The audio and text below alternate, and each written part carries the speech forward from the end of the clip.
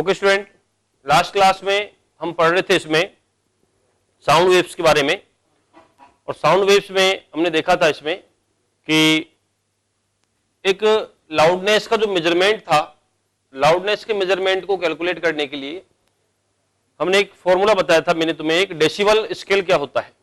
तो किसी भी साउंड की जो लाउडनेस है उसको डेसिबल स्केल में हम कैसे मेजर करते हैं, एक लॉगरिथमिक स्केल है ये।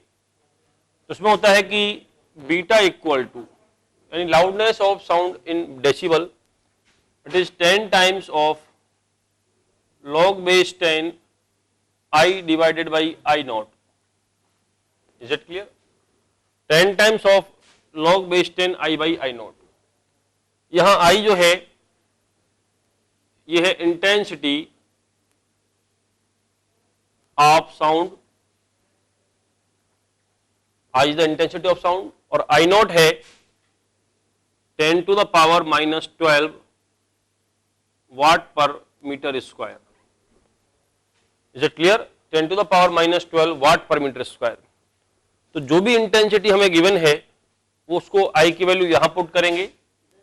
I नॉट हमें मालूम होता है 10 to the power minus 12, और इसको सॉल्व करने के बाद we can calculate the value of beta. Beta की वैल्यू कैलकुलेट करते हैं। इसमें लॉग के थोड़े से फंक्शन अपने काम में भी आएंगे, log M upon N, log M minus log M लिख सकते हैं, सारी चीजें क्वेश्चंस के थ्रू अपन देखेंगे। ठीक है, तो आई टोल्ड यू कि जो ह्यूमन बीइंग है, ह्यूमन बीइंग की जो इफिशियंसी होती है सुनने की, वो मिनिमम जो सुन सकता है आई मिनिमम, कल मैंने बताया था, that is 10 to the power minus 12 watt per metre square. इसको डेसिबल में कन्वर्ट करोगे तो बीटा 0 आएगा। 10 to the power minus 12 watt per metre square को हमने 0 डेसिबल मान लिया, और आई मैक्सिमम, यानी मैक्सिमम जो साउंड सुन सकता है, उसके बाद अपने जो ईयर्स हैं वो खराब होने का खतरा रहता है, वो होती है 1 वाट पर मीटर स्क्वायर,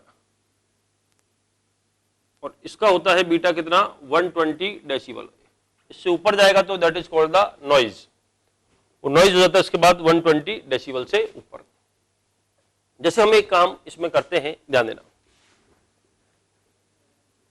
एक क्वेश्चन गिवन है हमें, ध्यान देना कि मान लीजिए कोई भी जो साउंड है, एक मान लीजिए रूम में मान लीजिए एक अकेला आदमी बोल रहा है, रूम में एक अकेला आदमी बोल रहा है मान लीजिए, तो वहां उसकी जो इंटेंसिटी है वो दे रखी है 60 डेसिबल है। एक एग्जांपल ले रहा हूं मैं, ध्यान देना, अकेला आदमी जो बोल रहा है उसकी जो इंटेंसिटी है वो 60 डेसिबल है। अगर उस जैसे 8 पर्सन, उसी के बराबर 8 पर्सन अगर बोलना शुरू कर दें तो रूम में इंटेंसिटी का लेवल क्या होगा ये बताना है। तो अकेला आदमी बोल रहा है, उसकी अपने दे रखी है कि मान लो इसकी इंटेंसिटी आई मान लें अपन, अकेले आदमी की जो इंटेंसिटी रूम में वो आई है, तो हमें दे रखा है कि beta equal to 10 log base 10 I divided by I nought, जो कि 60 डेसिबल है, ये गिवन है, ये 60 डेसिबल है। अब अगर 8 आदमी उस रूम में बात करना शुरू कर दें तो उसकी जो इंटेंसिटी है वो डेफिनेटली 8 टाइम्स हो जाएगी। तो नया जो डेसिबल लेवल होगा beta dash equal to, that will be 10 log base 10, और ए की जो आई है उसकी जगह हम क्या लिखेंगे, 8i divided by I not.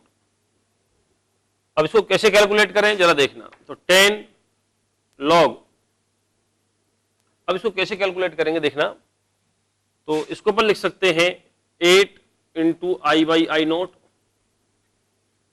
ऐसे लिख लो। अब log a into log b, b ये मान लो, ये a मान लो, log a इंटू b को क्या लिखते हैं, log a plus log b। ये फॉर्मूला होता है, 3 फॉर्मूले याद रखना, log a into b, log of a into b ये होता है बच्चों log a plus log b। I think सबको पता होगा, नहीं पता तो अब याद रखना, log a into B equal to log a plus log b, उसके बाद log of a divided by b equal to log a minus log B, और तीसरा है log of A to the power B अगर है तो power सामने आती है बी लॉग ए। ये तीन फॉर्मूले बड़े इंपॉर्टेंट हैं, लॉग के कभी भी क्वेश्चंस हो काम पड़ता रहता लॉग का, तो ये याद रखो। तो मैं यहां कह रहा हूं ये ए मान लिया मैंने, 8 को ए मान लिया और आई अपॉन आई नॉट को बी मान लिया, तो लॉग ए इंटू बी, तो 10 तो बाहर चलने दो, इसको क्या लिखेंगे, log base 10 8 plus log base 10 I upon I not, क्योंकि इसकी वैल्यू हमें मालूम थी तो इसको मत छेड़ना, ये टर्म को नहीं छेड़ेंगे अपन, इसकी वैल्यू मालूम है। तो यहां से इसको सॉल्व करते हैं, ध्यान देना, इसको सॉल्व करें तो भी है बीटा डैश, नई जो इंटेंसिटी लेवल होगा रूम में वो होगा 10। अब इसको log 8 की वैल्यू कैसे निकालें, क्योंकि हमें log 2 की वैल्यू मालूम है, तो इसको लिख सकता हूं मैं log बेस 10 2 का क्यूब, 8 को लिख देंगे 2 का क्यूब, प्लस ये टर्म एज इट इज चलने दो, log base 10 I by I naught. आ रहा समझ में, तो बीटा डैश इक्वल टू, अब 10 इंटू, अब इसको पावर सामने लाएंगे तो this is 3 log base 10 2 plus log base 10 I by I naught. तो beta dash equal to 10 into 3 और log बेस 2 की वैल्यू तुम्हें मालूम होनी चाहिए, log बेस 2 कितना होता है बच्चों 0.3010, तो 0.3 के आसपास मान लो, plus log base 10 I by I naught, और अब इसको मल्टीप्लाई कर दूं तो beta dash equal to, multiply करें ये 0.9 है तो 0.9 इंटू 10 ये हो गया 9 प्लस 10 को यहां मल्टीप्लाई करो 10 log base 10 I by I naught, और ये हमें मालूम था ये था 60 डेसिबल। तो अब रूम में जो इंटेंसिटी का लेवल होगा वो कितना होता है, 60 प्लस 9, तो टोटल जो इंटेंसिटी है वो कितनी होगी 69 डेसिबल हो जाएगी। इसमें आ रही बात समझ में, तो इस तरह से हम यहाँ पे देख सकते हैं कि भाई कैसे जो है इंटेंसिटी कम ज्यादा डेसिबल लेवल में कैसे बात करते हैं वो अपन समझ सकते हैं। Is it clear?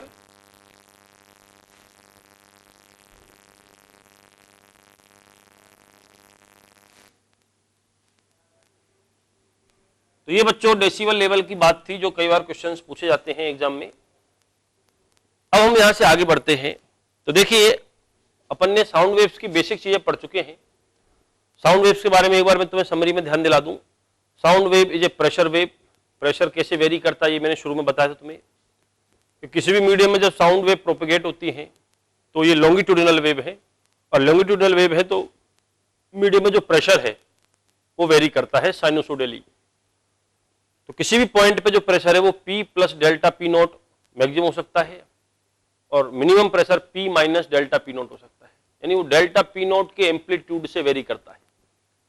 किसी भी जगह जो नॉर्मल प्रेशर है वहां से ज्यादा डेल्टा P नॉट तक ज्यादा हो जाएगा, और उससे मिनिमम यानी उसका जो एम्पलीट्यूड है वेरिएशन का वो था डेल्टा P नॉट, और डेल्टा P नॉट की वैल्यू याद रखना, दिस इज B के S नॉट। B क्या था, बल्क मॉडुलस, के तुम्हारा 2 पाई बाई लेमडा, और S नॉट क्या है, लेयर्स का जो SHM हो रहा है, पार्टिकल का जो SHM हो रहा है उसका एम्पलीट्यूड है ये S नॉट। ठीक है, उसके बाद फिर अपन ने बात की थी वेलोसिटी ऑफ साउंड की डिफरेंट मीडियम में। एक फॉर्मूला तो जो ऑलवेज वैलिड है, चाहे सॉलिड चाहे लिक्विड चाहे गैस, किसी भी मीडियम में साउंड की velocity under root B upon rho, B क्या है बल्क मॉडुलस, और रो क्या है उस मीडियम की डेंसिटी। और फिर ज्यादातर क्वेश्चन हमारे गैसेस के आते हैं, किसी भी गैसेस मीडियम में जो साउंड की वेलोसिटी होगी वो होती है under root gamma R T upon M nought. इसकी हमने डिपेंडेंसी भी देखी थी। ठीक है, कई सारे क्वेश्चन भी किए थे इसके, डिपेंडेंसी काय पे है वो सारी चीज मैंने वीडियो में बताई थी। उसके बाद हमने इसकी इंटेंसिटी की बात की थी। तो इंटेंसिटी का जो फॉर्मूला है साउंड वेव की होती है half rho V A square, मतलब S naught square omega square, half rho V S naught square omega square. और अब मैंने तुम्हें इंटेंसिटी का ये जो है डेसिबल लेवल पे अपन ने बात करना शुरू की है। ओके, अब हम यहां से बढ़ते हैं super position of sound wave, वही बात पे वापस आते हैं। तो सुपर पोजिशन में जो बेसिक थ्योरी थी कि सुपर पोजिशन का मतलब है दो साउंड वेव का मिलना। दो साउंड वेव अगर किसी भी मीडियम में मिलती हैं डिफरेंट पॉइंट्स पे, तो कई सारी फिनोमिना होती हैं, जैसा कि स्ट्रिंग वेव में मैं डिस्कस कर चुका हूं। तो यहां तीन फिनोमिना है मेन। सबसे पहला था कि जो है इंटरफेरेंस, तो इंटरफेरेंस ऑफ स्ट्रिंग वेव और इंटरफेरेंस ऑफ साउंड वेव, ये दोनों मैंने एक साथ डिस्कस किए थे क्वेश्चंस के साथ में, ठीक है। तो वो सारे क्वेश्चन जो इंटरफेरेंस के हैं, इंटेंसिटी के फॉर्मूले, constructive interference, destructive interference, maxima minimum, सारी बातें मैंने स्ट्रिंग वेव में तुम्हें बताई थी, इसलिए वो चीज मैं यहाँ पे स्किप करूंगा क्योंकि वो सारी चीजें साउंड वेव में थी और मैंने कहा भी था कि इसके तुम क्वेश्चन ट्राई कर सकते हो। दूसरा है कि दो साउंड वेव के मिलने से दूसरी जो फिनोमिना जो स्ट्रिंग वेव में नहीं पढ़ी थी अपन ने, वो यहां पढ़ेंगे, वो है फॉर्मेशन ऑफ बीट्स। अब ये बीट्स क्या है, बीट्स कैसे फॉर्म होंगे और उनके क्वेश्चन बड़े इंपॉर्टेंट होते हैं बीट्स के। जिसमें तुमने देखा होगा कि कोई भी जो ट्यूनिंग फॉर्क है, उस ट्यूनिंग फॉर्क और दूसरे ट्यूनिंग फॉर्क अननोन के साथ मान लो अपन उसको बजा रहे हैं, मान लो दोनों को एक साथ साइमल्टेनियसली वाइब्रेट कर रहे हैं, तो इतने बीट्स आते हैं। अब किसी एक ट्यूनिंग फॉर्क पे अपन ने मोम लगा दिया वैक्सिंग की उसकी, तो वैक्स के साथ उसको लोड करते हैं अपन, लोडेड विद वैक्स, तो बीट्स इतने रह गए। तो अननोन की फ्रिक्वेंसी, या तुमने पढ़ा हुआ इसमें जो है फिलिंग यानी फाइलिंग ऑफ, उसका जो फाइलिंग करते हैं यानी उसको घिस दिया जाता है एक तरफ से, उसको रगड़ देते हैं अपन। तो ये सारी चीजें, ये क्वेश्चंस इंपॉर्टेंट रहते हैं। तो today I am going to discuss what is the beats phenomena, इस बारे में समझते हैं। ध्यान देना,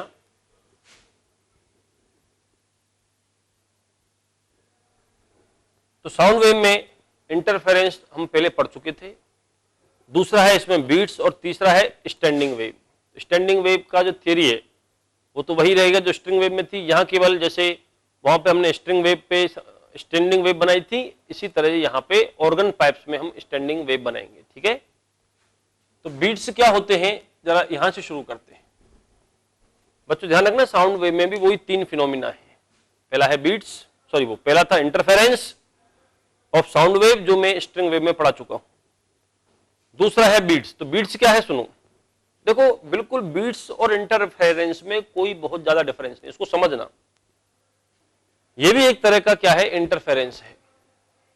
अब ये किस तरह से इंटरफेरेंस है, जरा ये देखना। ये मान लीजिए एक सोर्स है S1 साउंड सोर्स, और दूसरा ये एक सोर्स है S2, ठीक है। ध्यान देना, वही इंटरफेरेंस की याद दिलाता हूं तुम्हें। एक सोर्स है S1, ये एक सोर्स है S2, और इस सोर्स से यहां जैसे मान लो दोनों साउंड वेव गई। अब मान लो अगर ये कोहेरेंट सोर्स हुए, इंटरफेरेंस याद करो, अगर ये कोहेरेंट सोर्स हुए, कोहेरेंट सोर्स का मतलब अगर किसी पॉइंट पे जो भी पार्ट डिफरेंस या फेज डिफरेंस है वो टाइम डिपेंडेंट नहीं होना चाहिए बस। जैसे यहां फेज डिफरेंस मान लो 60 डिग्री का है, और ये टाइम डिपेंडेंट भी नहीं है कि ये कांस्टेंट है कि हर टाइम फेज डिफरेंस, इस पॉइंट पर फेज डिफरेंस 60 डिग्री है। ये दोनों वेव्स के बीच में, दोनों वेव्स के बीच में इस पॉइंट पे जाके फेज डिफरेंस 60 डिग्री है, और ये 60 डिग्री ही है मान लो, मतलब टाइम डिपेंडेंट नहीं है। तो इस टाइप से जब अगर वेव थी, हमारे पास कोहेरेंट सोर्सेज होते थे, तो फिर क्या होता था, फिर इंटरफेरेंस होता था। यानी मीडियम में किसी पॉइंट पे मैक्सिमा, किसी दूसरे पॉइंट पे मिनिमा, फिर कहीं मैक्सिमा, फिर कहीं मिनिमा, ऐसे चलता रहता था। आई बात समझ में कि नहीं बताओ। यानी कहीं मैक्सिमम बन रही है, जैसे मान लो यहां फेज डिफरेंस सपोज 360 या 2 पाई है, तो यहां मैक्सिमा बनेगी, सबको पता है यहां मैक्सिमा बनेगी, ठीक है। अगर मिनिमा सुननी है, सुनो, अगर तुम्हें मिनिमा सुननी है तो दूसरी जगह जाओ, यहां नहीं बनेगी क्योंकि यहां मैक्सिमा बन चुकी है और मैक्सिमा ही रहेगी। ये इंटरफेरेंस होता था। किसी दूसरी जगह जैसे मान लो यहां से ये वेव यहां पे भी जाके सुपर पोजिशन इनका हुआ, यहां भी, और यहां फेज डिफरेंस पाई यानी 180 डिग्री है, तो यहां तुम कहोगे यहां मिनिमा है और मिनिमा ही बनती रही। यानी मैक्सिमा अलग जगह है, मिनिमा अलग जगह है। जहां मैक्सिमा बन रही है वहां हमेशा के लिए मैक्सिमा होगी, जहां मिनिमा बन रही है वहां हमेशा के लिए मिनिमा होगी। ये होता था इंटरफेरेंस, क्योंकि यहां फेज डिफरेंस 2 पाई है और ये 2 पाई ही रहेगा क्योंकि ये टाइम डिपेंडेंट नहीं है, और जब तक ये 2 पाई रहेगा यहां मैक्सिमा बनती रहे, तो इसलिए हमेशा के लिए यहां मैक्सिमा हो गई, और जहां मिनिमा है वहां हमेशा के लिए क्या होगी बताओ, मिनिमा हो जाएगी। Is it clear? अब सुनो, इसके बाद बीट्स में थोड़ा सा डिफरेंस है।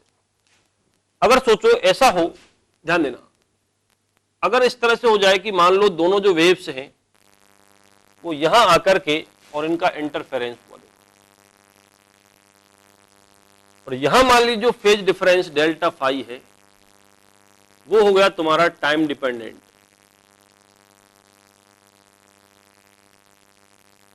यहां फेज डिफरेंस टाइम डिपेंडेंट हो गया। तो अगर यहां पे फेज डिफरेंस टाइम डिपेंडेंट है, यानी किसी टाइम पे देखा फेज डिफरेंस 0 है, कुछ देर बाद 180 हो गया, कुछ देर बाद 360, टाइम डिपेंडेंट है। तो सोचो इसी पॉइंट पे जैसे फेज डिफरेंस 0 है, यहां तुम इसको सुनने बैठ जाओ इस जगह कि भाई साउंड सुनेंगे अपन, तो t इक्वल टू 0 पे मान लो फेज डिफरेंस 0 है, तो यहां तुम क्या कहोगे कि यार आवाज बहुत तेज आ रही है, इंटेंसिटी मैक्सिमम, क्योंकि कंस्ट्रक्टिव इंटरफेरेंस है उस टाइम पे। पर कुछ देर बाद यही फेज डिफरेंस जब 180 होगा तो यही मिनिमा बन जाएगी, क्या आवाज गायब।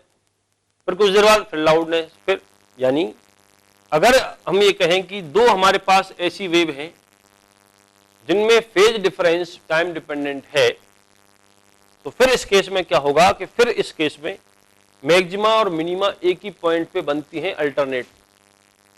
मैक्सिमा मिनिमा सुनिए, एक ही जगह बैठ जाओ, यहीं मैक्सिमा होगी, कुछ देर बाद यही मिनिमा होगी, फिर कुछ देर बाद मैक्सिमा, यानी एक ही पॉइंट पे बनती हुई चली जाती है। इंटेंसिटी ज्यादा कम इस तरह से होती रहेगी यहां पे। तो एक ही पॉइंट पे इंटेंसिटी का जो अप डाउन हो रहा है, इंटेंसिटी जो अप्स एंड डाउन चल रहा है, इंटेंसिटी के जो अप्स एंड डाउन है, यही फिनोमिना बच्चों कहलाती है कि यहां पे क्या बन रहे हैं, बीट्स बन रहे हैं। तो बीट्स बनने के लिए सबसे इंपॉर्टेंट, बीट्स और इंटरफेरेंस पर ध्यान से सोचो, ज्यादा फर्क नहीं। बीट्स को हम कह सकते हैं एक तरह से टाइम डिपेंडेंट इंटरफेरेंस है। अगर किसी पॉइंट पे फेज डिफरेंस, इंटरफेरेंस को थोड़ा मॉडिफाई कर दो, उसी इंटरफेरेंस में अगर किसी पॉइंट पर जो फेज डिफरेंस है वो टाइम डिपेंडेंट हो जाए, तो उसी पॉइंट पे मैक्सिमा की थोड़ी देर बाद मिनिमा होगी, फिर थोड़ी देर बाद मैक्सिमा होगी, और इस तरह से इंटेंसिटी एक ही पॉइंट पे अप डाउन। इंटरफेरेंस में क्या होता था, एक जगह इंटेंसिटी मैक्सिमम है तो वहीं मैक्सिमम ही होगी, वहां मिनिमम नहीं होगी। मिनिमा ढूंढनी है तो अगली जगह जाना पड़ेगा। यहां मैक्सिमा मिनिमा एक ही पॉइंट पे मिलती हुई चली जाती है, तो इसको हम कहते हैं बीट्स फॉर्मेशन। तो कोई बहुत ज्यादा डिफरेंस नहीं, बिल्कुल सेम है। तो देखिए दो इक्वेशंस में लिख रहा हूं, मान लो ये दो वेव्स हैं, इसका मेन तो पहचानोगे कैसे कि इंटरफेरेंस होगा या बीट्स बनेंगे।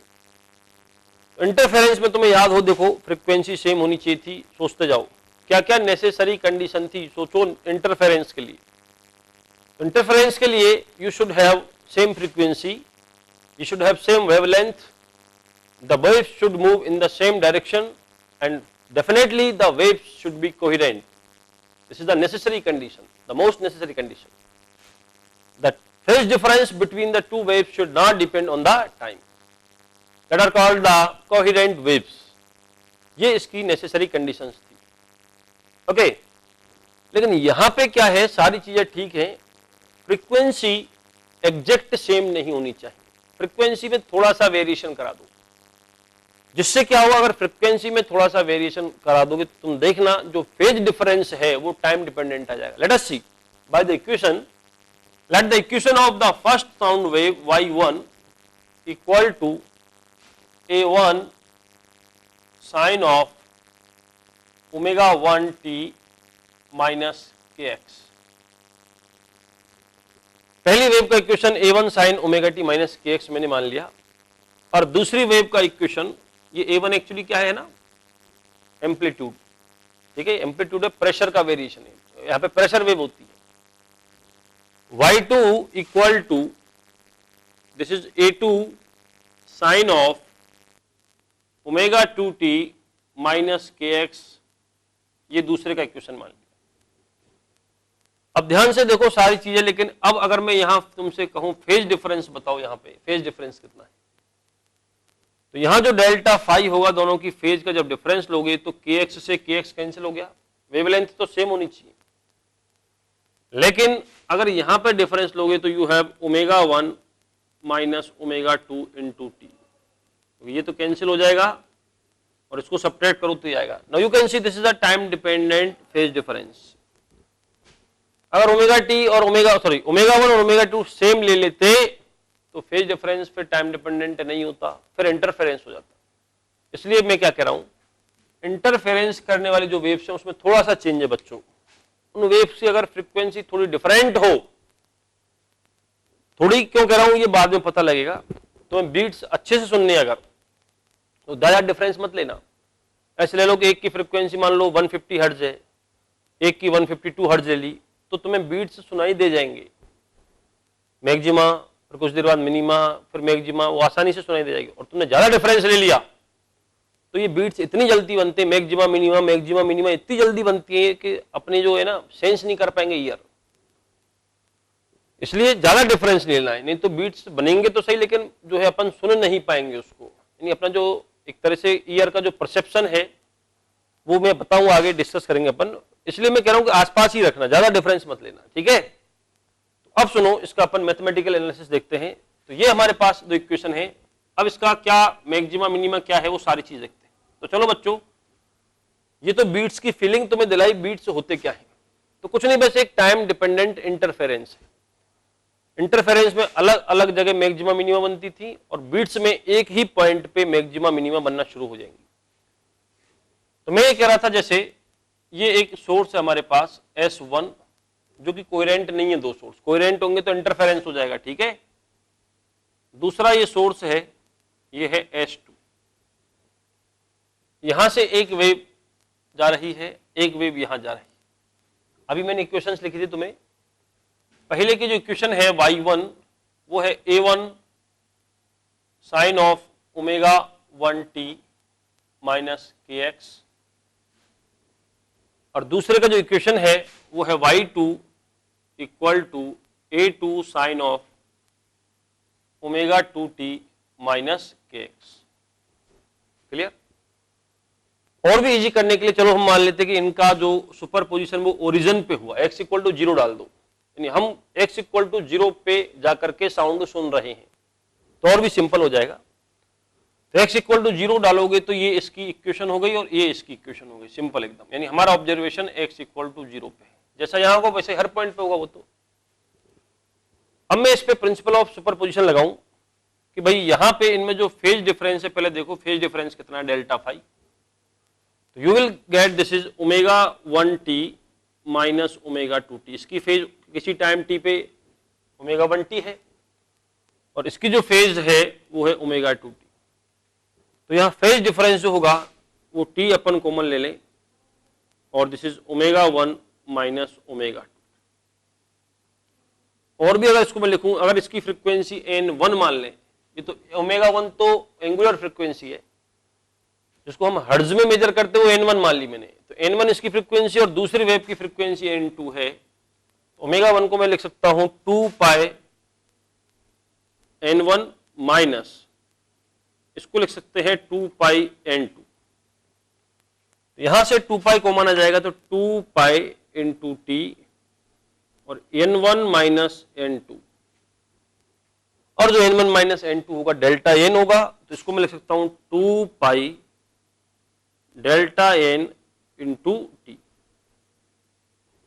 ये इसमें जो है फेज डिफरेंस है। तो अगर ये वेव्स मिलती हैं, देखना, तो मुद्दे की बात है यहाँ इंटेंसिटी, और इंटेंसिटी डिपेंड करती है एम्पलीट्यूड। तो मैं इंटरेस्टेड किसमें हूं कि भाई अगर केवल पहली वेव आती, सोचो फिर अगर केवल पहली वेव यहां से आती तो ये पार्टिकल A1 एम्पलीट्यूड से SHM करता, ये तुम्हें दिख रहा है, और इसी तरह केवल दूसरी वेव यहां से आती तो यही पार्टिकल A2 एम्पलीट्यूड से SHM करता। लेकिन अब जब दोनों वेव इस पॉइंट पे आ चुकी हैं तो इसका एम्पलीट्यूड क्या होगा, एम्पलीट्यूड सबसे इंपॉर्टेंट है, उसी हिसाब से फिर हम इंटेंसिटी को डिफाइन कर देंगे। एम्पलीट्यूड की अगर बात करें तो इसको मैं सॉल्व कर सकता हूं कैसे, फेजर डायग्राम से। भाई देखो, पहले जो एम्पलीट्यूड है उसका फेजर ये मान लें अपन, दिस इज A1, और दूसरे का जो एम्पलीट्यूड है वो A2, और इनका मैं रिजल्टेंट एम्पलीट्यूड निकाल दूं क्योंकि इनके बीच का एंगल डेल्टा फाई है, फेज डिफरेंस डेल्टा फाई पे है। देखो तो अगर इनका हम रिजल्टेंट निकालें एम्पलीट्यूड, इस पॉइंट का जो एम्पलीट्यूड है, तो देखना मजेदार बात, एम्पलीट्यूड टाइम डिपेंडेंट आएगा। देखो कैसे, अगर मैं इसका एम्पलीट्यूड लिखता हूं R इक्वल टू, तो this will be root of A1 square plus A2 square plus 2A1 A2 cos of delta phi, यानी R equal to root of A1 square plus A2 square plus 2A1 A2 cos of delta phi को लिख सकता हूं मैं 2 pi delta n into T. Is it clear? ये हमारा net amplitude हो गया। देखो, और क्लियर दिख रहा है कि एम्पलीट्यूड क्या पे डिपेंड कर रहा है, बताओ? टाइम पे डिपेंडेंट। एम्पलीट्यूड डिपेंड कर रहा है टाइम पे। ठीक है बच्चों, अब मैं यही कह रहा था कि इस पार्टिकल का जो एम्पलीट्यूड है वो टाइम डिपेंडेंट हो गया, कभी ज्यादा कभी कम, कभी ज्यादा कम ऐसे। तो जिस टाइम एम्पलीट्यूड मैक्सिमम होगा उस टाइम तुम्हें यहां मैक्सिमा सुनाई देगी, क्योंकि एम्पलीट्यूड अगर मैक्सिमम है तो इंटेंसिटी भी मैक्सिमम होगी। और कुछ देर बाद यही एम्पलीट्यूड मिनिमम हो जाएगा, और जब ये एम्पलीट्यूड मिनिमम होगा उस टाइम इंटेंसिटी भी मिनिमम होगी। इसलिए एक ही पॉइंट पे बार बार वही मैक्सिमा फिर मिनिमा फिर मैक्सिमा फिर मिनिमा ऐसे फॉर्म होगा। तो हम इस बात में इंटरेस्टेड है कि हमें कौन से टाइम पे तो मैक्सिमा सुनाई देगी और कौन से टाइम पे हमें मिनिमा सुनाई देगी, इस बात में हम इंटरेस्टेड हैं। अगर मैं बात करूं, ध्यान देना, इसको मैं यहां से इरेज कर देता हूं क्योंकि हमारे पास एम्पलीट्यूड आ चुका है। अब हम एम्पलीट्यूड पे बात करेंगे। तो अगर हम बात करते हैं फॉर मैक्सिमम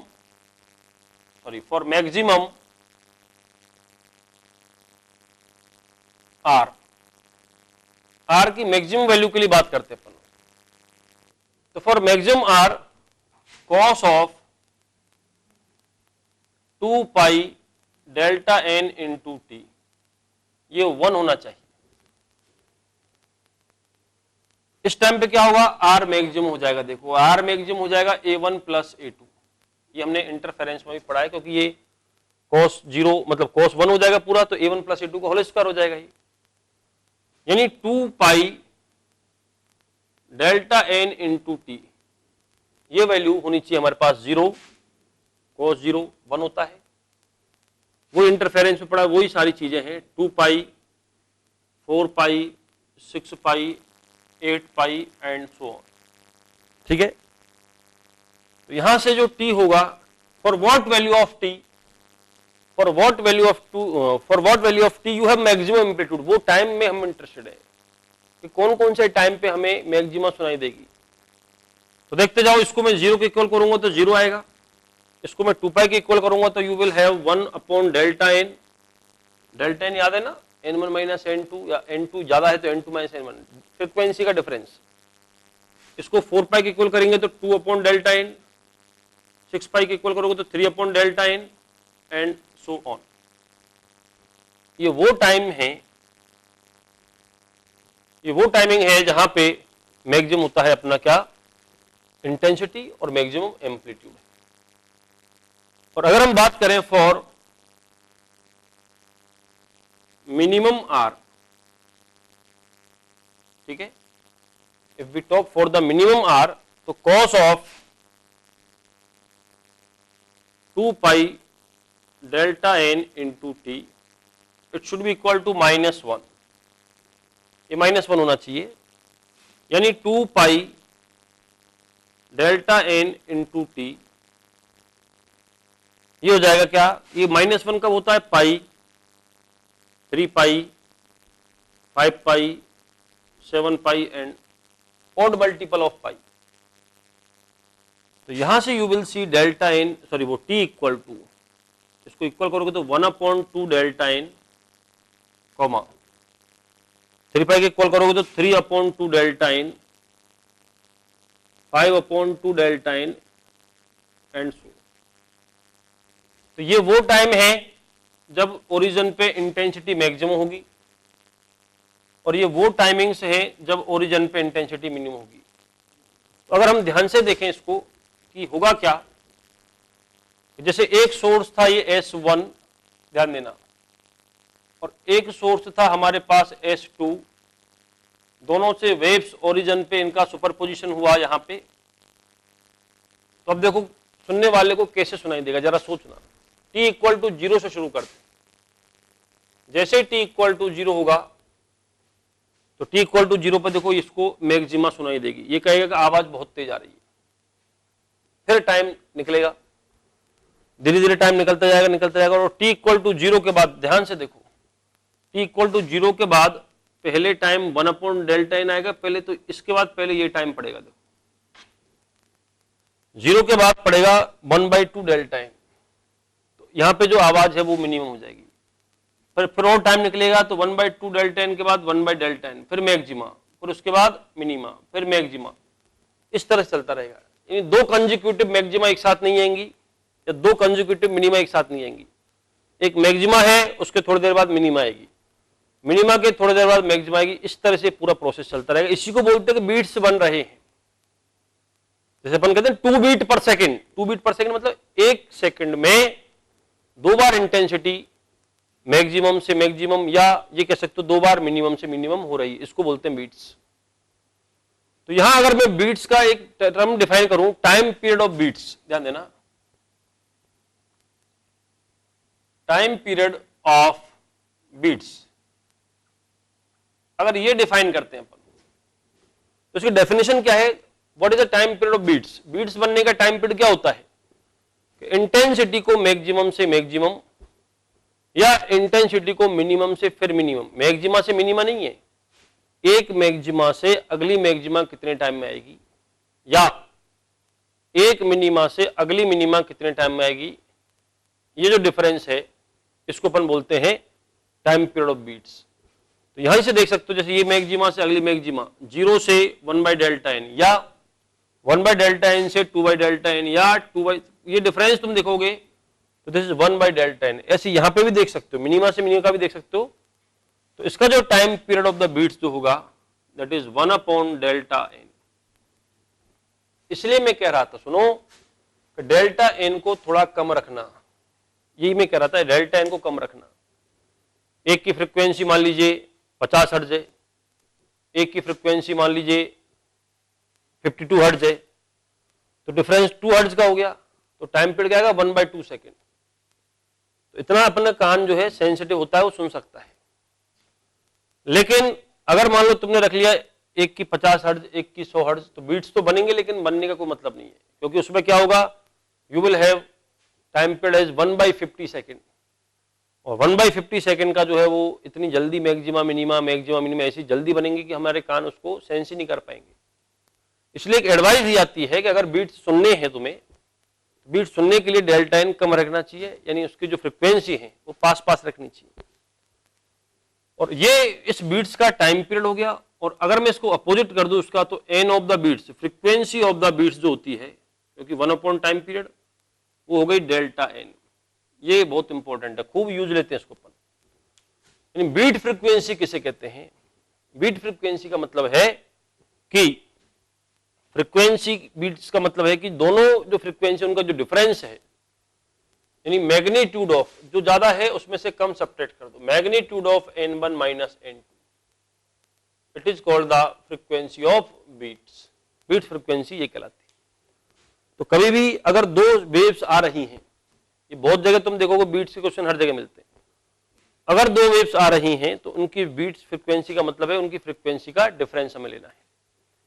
तो ये इसका मैथमेटिकल एनालिसिस था, जो अपने, तो कुछ ज्यादा यहाँ पे बात करने की जरूरत नहीं थी। इंटेंसिटी के वही फॉर्मूले हैं जो इंटरफेरेंस में है, वहां कांस्टेंट होती थी, जहां मैक्सिमा है वहां मैक्सिमा बनती रहती थी, जहां मिनिमा है वहां मिनिमा होती रहती थी। यहाँ पे एक ही पॉइंट पे मैक्सिमा होगी, कुछ देर बाद मिनिमा, तो जब वो मैक्सिमा है तो √I1 प्लस √I2 का होल स्क्वायर हो जाएगी, और कुछ देर बाद जब वो मिनिमा होगी तो √I1 माइनस √I2 का होल स्क्वायर हो जाएगी। तो वही कंसेप्ट है जो इंटरफेरेंस के, वहां बस कांस्टेंट होता था, यहाँ सब कुछ टाइम डिपेंडेंट होता है। ओके, तो चलो मैं इस बीट्स के कुछ क्वेश्चंस यहाँ पे शुरू करता हूं, कि जो क्वेश्चन इंपॉर्टेंट है एक तो ये ट्यूनिंग फॉर्क वाले क्वेश्चन बड़े इंपॉर्टेंट होते हैं, ध्यान देना। ट्यूनिंग फॉर्क वाले क्वेश्चन इंपॉर्टेंट है, ध्यान से समझो उसको। एग्जांपल लेते हैं, हमारे पास दो ट्यूनिंग फॉर्क है, इसको समझना कैसे करते हैं इन क्वेश्चंस को। बहुत से बच्चे डाउट भी पूछ रहे थे मेरे से इसके बारे में, तो उसको समझना कि दो ट्यूनिंग फॉर्क है हमारे पास में। ये ट्यूनिंग फॉर्क है हमारे पास ए, और दूसरा जो ट्यूनिंग फॉर्क है, दूसरा ट्यूनिंग फॉर्क है हमारे पास बी। ठीक है, we have two tuning forks. पहला ट्यूनिंग फॉर्क ए है, दूसरा ट्यूनिंग फॉर्क बी है। ए की फ्रीक्वेंसी गिवन है हमें, ए की फ्रीक्वेंसी है 100 हर्ट्ज। ठीक है, the frequency of tuning fork A, it is given to us, this is 100 hertz, and let the frequency of tuning fork B, it is unknown. Is that clear? We know the frequency of tuning fork A, it is 100 hertz, and the frequency of B is unknown, let it is n। अब हमें क्या कह रहा है, सुनो, इनको एक साथ वाइब्रेट किया, दोनों को बजाया जाता है एक साथ में, and we here 5 beats per second. ये पहली लाइन है। दोनों को एक साथ बजाने पर, साइमल्टेनियसली दोनों को वाइब्रेट किया, तो हमें 5 बीट पर सेकेंड सुनाई दे रहे हैं। ठीक है, अब 5 बीट पर सेकंड तुम सुनोगे तो यहां से एक कंक्लूजन तो तुम पहुंचोगे कि भाई इसकी फ्रीक्वेंसी 100 हर्ट्ज है, इसकी जो फ्रीक्वेंसी है वो 100 हर्ट्ज है। तो अननोन वाले की जो फ्रीक्वेंसी, क्योंकि हमें 5 बीट सुनाई दे रहे हैं, तो आंसर 50-50% तो यही आ जाएगा पहली लाइन से। अगर इसकी फ्रीक्वेंसी 100 हर्ट्ज है तो इसकी फ्रीक्वेंसी 5 बीट कब बनेंगे, सोचो। मैंने अभी कहा ना, जो फ्रीक्वेंसी का डिफरेंस होता है वही बीट फ्रीक्वेंसी होती है।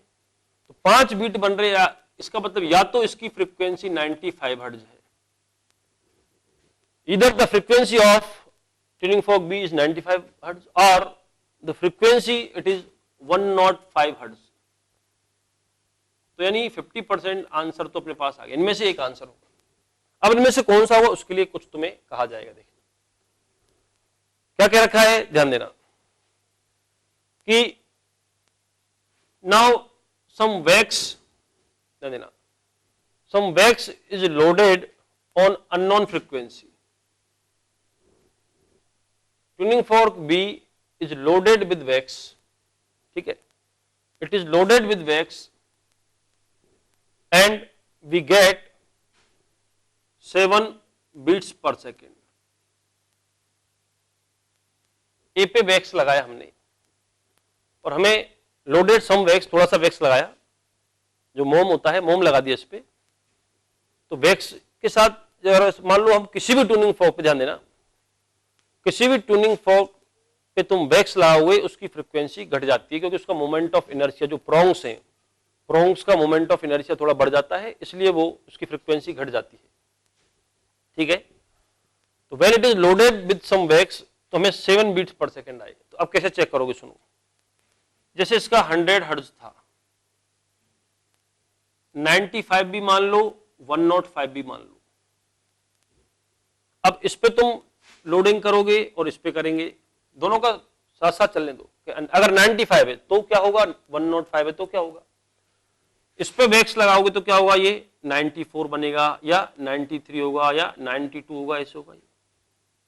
और इस पे वैक्स लगाओगे तो क्या होगा, ये 104, 103, 102। अब बताओ, इनके साथ मैचिंग करके देखो कि इसके साथ 5 हर्ट्ज थे, देखना मैचिंग करके देखो, फिर ये 94 हुआ तो 6 हर्ट्ज हो सकता है, इसके साथ 7 हो गया होगा। तो यहां तो पॉसिबिलिटी बन रही है कि 95 अगर आंसर सही है तो बिल्कुल सही है। क्यों कि 95 पे वैक्स लगा के क्या हो गया होगा, जरा सोचो कि 95 से उसकी फ्रीक्वेंसी 93 रह गई होगी, 95 से उसकी फ्रीक्वेंसी 93 रह गई होगी, और 93 वाले को जब 100 के साथ में तुम बजाओगे, वाइब्रेट करोगे, तो 7 बीट्स। आंसर 105 क्यों गलत है, क्योंकि 105 के बाद 104 होगा, तो कितने बीट्स हो गए बताओ, 4 बीट्स हो गए, घट रहे हैं। अगर ये 103 है तो 3 बीट्स रह गए, 102 और 2 बीट्स रह गए। अरे बात समझ में, तो यहां ना नंबर ऑफ बीट्स वो कम हो रहे हैं, तो कभी भी 7 बीट तो इसमें नहीं आएंगे, क्योंकि यहां पे 7 बीट कब आएंगे, जब ये 95। तो इसलिए इसका जो आंसर है वो इनमें से कौन सा सही था, 95 हर्ट्ज वाला सही है। Is it clear? ऐसे पता लगाते हैं। दूसरा देखो, एक क्वेश्चन और देखते हैं अपन, ध्यान देना। अगला क्वेश्चन और देखते हैं, समझो इसको। ओके, कि वही ट्यूनिंग फॉर्क है हमारे पास, ये ए है, ये बी है, इसकी फ्रीक्वेंसी दे रखी है 300 हर्ट्ज और इसकी अननोन फ्रीक्वेंसी, ये बी है अननोन और ये ए है known 300 hertz.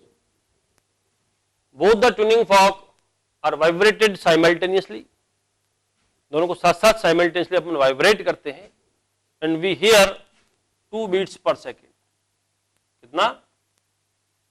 2 beats per second हमें सुनाई दिए। तो पहली लाइन पढ़ते ही हमें माइंड में आंची कर 2 बीट कैसे होंगे कि 300 का या तो इसकी फ्रीक्वेंसी होगी 298 हर्ट्ज, सोचो, या तो इसकी फ्रीक्वेंसी 298 हर्ट्ज होगी या इसकी जो फ्रीक्वेंसी है वो होगी 302 हर्ट्ज। ठीक है बच्चों, 302 हर्ट्ज, या तो इसकी फ्रीक्वेंसी 298 होगी या फ्रीक्वेंसी 302 हर्ट्ज होगी, सॉरी। अब फिर कहा कि B is loaded with wax, ध्यान देना, B is loaded with wax, B को वैक्स से लोड किया अपन ने, and again 2 beats per second were heard, फिर 2 बीट पर सेकेंड सुनाई दी लोड करने के बाद भी। इसको बैक से लोड किया, उसके बाद भी 2 बीट पर सेकेंड सुनाई दिए। अब बहुत से बच्चे दिमाग लगाते हैं कुछ भी, है ना, कि सर अच्छे से अपने मोम नहीं लगाया होगा, अच्छे से बैक्स नहीं किया होगा। ऐसा नहीं है, खूब अच्छे से बैक्स किया भैया ना। तो अब इनका यहां पे सुन के दिमाग खराब हो सकता है कि यार पहले भी 2 बीट्स पर सेकेंड थे और लोड वैक्सिंग करने के बाद भी 2 बीट्स पर सेकेंड, ये चक्कर क्या है? बिल्कुल है, तुम सोचो एक बार ध्यान से, तुम्हें थोड़ा सा सोचोगे हिंट मिलेगा। इसकी तो 300 है, ठीक है, इसकी तो 300 है, इसकी 2 पॉसिबिलिटी है, 298 या 302, यही है ना। अब अगर ये पॉसिबिलिटी सही है, अपन दोनों को चेक करेंगे तब पता लगेगा। अगर अननोन फ्रीक्वेंसी 298 हर्ट्ज सही है, अननोन फ्रीक्वेंसी, तो इस पे जब वैक्सिंग करोगे तो क्या आएगा? 297 या 296 या 295। क्या सोचो, यहां से 2 बीट्स, इसके साथ अगर ये हुआ होगा तो 3 बीट मिलते, अगर ये हुआ होगा तो 4 बीट्स मिलते, अगर ये हुआ तो 5 बीट्स मिलते। क्या वापस 2 बीट्स मिल जाएंगे? क्या बताओ, कभी नहीं मिलेंगे, क्योंकि इसकी फ्रीक्वेंसी घटती हुई चली जाएगी और इसकी फ्रीक्वेंसी जब घटती हुई जाएगी तो इसके साथ इसके बीट्स बढ़ते जा रहे हैं। अब तुमको यहां बिल्कुल चांस है। कैसे? 302 से मान लो अपन सोचे 301, सोचो एक बार, तो 1 बीट हो गया, फिर 300 0 बीट, और आगे सोचो, और वैक्सिंग की 299, वापस सोचो 1 बीट फिर आ गया, और करोगे तो 298 पे एक बार फिर से 2 बीट्स आ जाएंगे। तो हुआ ये होगा, इसकी फ्रीक्वेंसी 298 हर्ट्ज सही है। क्यों? क्योंकि शुरू में जब ये 298 और ये 300 है तो हमें 2 बीट्स पर सेकंड सुनाई दिए, और फिर उसके बाद में इस पे वैक्स लगाया तो इसकी जो फ्रीक्वेंसी है वो 298 नहीं, 302 है ना, सॉरी, इसका आंसर 302 हर्ट्ज सही है। क्यों? ये 302 था, ये 300 है शुरू में, तो इन दोनों को एक साथ तुमने जब साइमल्टेनियसली वाइब्रेट किया तो 2 बीट्स मिल रहे, और अब इस पे जब हमने वैक्सिंग कर दी, जब अपन ने वैक्सिंग कर दी तो वैक्सिंग करने के बाद में ये 302 से घट करके 298 रह गया होगा, और एक बार फिर ये 300 है और ये 298 है, तो इनको एक बार फिर जब साथ साथ बजाओगे तो you will have 2 beats per second, तो हमें 2 बीट पर सेकेंड मिल जाएंगे। देखना आई बात समझ बच्चों? तो इसलिए इसका एग्जैक्ट आंसर क्या था? 302 हर्ट्ज था। तो ऐसे हमें सोचना होता है। तो एक चीज ध्यान रखना कि जब हम वैक्सिंग करते हैं किसी भी जो ट्यूनिंग फॉर्क है, ट्यूनिंग फॉर्क पे जब हम मान लो मोम लगा दें, वैक्सिंग कर दें, तो उससे उसकी फ्रीक्वेंसी घटती है। और एक होता है फाइलिंग। फाइलिंग का मतलब क्या होता है कि जैसे ट्यूनिंग फॉर्क है, ठीक है, ये मान लो ट्यूनिंग फॉर्क है, ओके, अब ट्यूनिंग फोर्क की एक साइड को मान लो अपन यहां से थोड़ा सा घिस दें, ऐसे मान लो इसको घिस देते हैं यहां से, तो ये पतला हो जाएगा ट्यूनिंग फोर्क, इसकी साइडों को घिसने पे पतला हो जाता है थोड़ा सा, है ना, और इसका मोमेंट ऑफ इनर्शिया कम हो जाएगा, और मोमेंट प्रोंग का मोमेंट ऑफ इनर्शिया कम होगा तो उसकी फ्रीक्वेंसी बढ़ जाती है। हमारी बात समझे, ट्यूनिंग फोर्क के जो प्रोंग्स हैं उनको जितना पतला रखोगे उतनी ही फ्रीक्वेंसी क्या होगी, ज्यादा होगी, जल्दी जल्दी वाइब्रेट करेंगे, समझे बच्चों। तो इसलिए अगर कभी कहा जाए कि फाइलिंग करनी है तो फाइलिंग का मतलब तुम फ्रीक्वेंसी बढ़ा रहे हो, फाइलिंग करने के बाद उसके प्रोंग्स को घिसने के बाद में उसकी फ्रीक्वेंसी बढ़ जाती है। और लोडेड विद वैक्स कहा जाए तो उसके दोनों प्रोंग्स पे अपन ने मोम लगा दिया, वैक्स लगा दिया, तो फिर उसकी जो फ्रीक्वेंसी है वो क्या होगी बताओ, उसकी फ्रीक्वेंसी बढ़ जाती है, और लोडेड विद वैक्स के साथ में क्या होती है, घट जाती है। ठीक है, अगला क्वेश्चन देखो, इसमें बीट्स में एक बार नीट में आया था एक क्वेश्चन, ध्यान देना क्या क्वेश्चन है जरा देखो। हमें दो इक्वेशन दे रखी है y1 दो वेव से, y1 equal to 5 sine 100 pi t minus pi x, और दूसरा है y2 equal to 3 sine 104 pi t minus pi x. तो एक क्लियर है कि दोनों के सुपरपोजिशन से बीट्स बनेंगी। कैसे पता, स्टैंडिंग वेव तो बनी नहीं है, देखो एम्पलीट्यूड अलग है, सेम डायरेक्शन में है।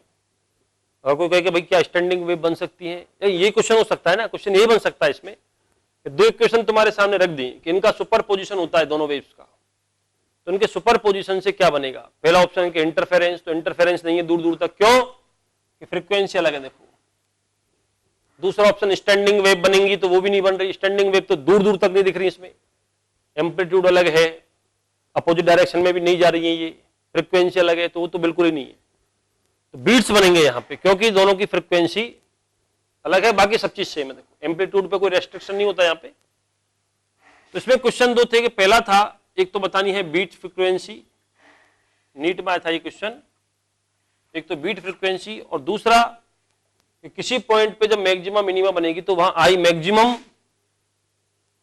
इज टू आई मिनिमम का रेशियो पूछा गया था।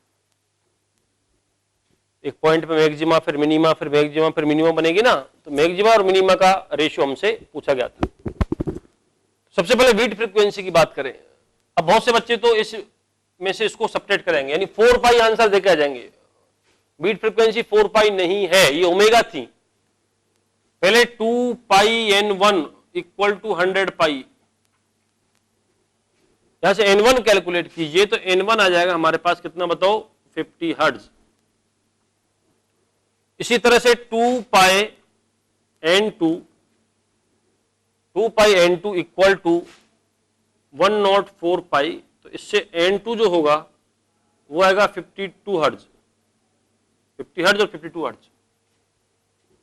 अगर इन दोनों का हम डिफरेंस ले लें तो बीट फ्रीक्वेंसी जो होगी delta n, that will B f2 minus f1, तो ये होगी 2 हर्ट्ज। पहले का आंसर तो ये होगा, 4 पाई मत करके आ जाना, कितना आएगा 2 हर्ट्ज आएगा बीट फ्रीक्वेंसी। और उसके बाद I maximum upon I minimum. अब इसमें वो इंटरफेरेंस वाला फॉर्मूला आएगा कि जब मैक्सिमा बन रही होगी किसी टाइम पे, जब मैक्सिमा बन रही होगी तो आई मैक्सिमम जो होगा वो होता है root of I1 plus root of I2 का होल स्क्वायर, और आई मिनिमम होती है बच्चों root of I1 minus root of I2 का होल स्क्वायर। इसका रेशियो लेना है। अब I1 I2 कहां से लाऊं, तो I1 अपॉन I2 तुम्हें पता है कि जो इंडिविजुअल इंटेंसिटी होती है वो उसके एम्पलीट्यूड के स्क्वायर के प्रोपोर्शनल होती है। तो ये आ जाएगा 20, इसका स्क्वायर क्या आएगा बताओ, यानी A1 square upon A2 square, ये एग्री, तो ये 25/9, ठीक है, इसका 5 और इसका 3। लेकिन मुझे काम रूट I1 रूट I2 से है, तो root I1 upon root I2 ये जाएगा 5/3, वापस से वही। तो रूट I1 को थोड़ी देर के लिए 5 मान लो, रूट I2 को 3 मान सकते हो, रेशियो तो वही रहना है। यह जाएगा 5 + 3 का होल स्क्वायर डिवाइडेड बाई 5 - 3 का होल स्क्वायर। देखो तो 5 + 3 का होल स्क्वायर, 8 का स्क्वायर कितना आएगा 64, डिवाइडेड बाई, और ये 2 का स्क्वायर 4, तो कितना आएगा ये 16:1 आ जाएगा। देखो समझ गए, तो ऐसे अपन निकाल सकते हैं। तो बीट्स फ्रीक्वेंसी बिल्कुल उसी तरह से है जैसे कि इंटरफेरेंस होता है, बस टाइम डिपेंडेंट। तो बच्चों ये बीट्स अपना कंप्लीट हुआ। नेक्स्ट वीडियो में फिर हम standing waves in the sound यहाँ पे मैं डिस्कस करूंगा, ठीक है। तो इसके क्वेश्चंस तुम कर सकते हो बीट्स के। Okay, good bye.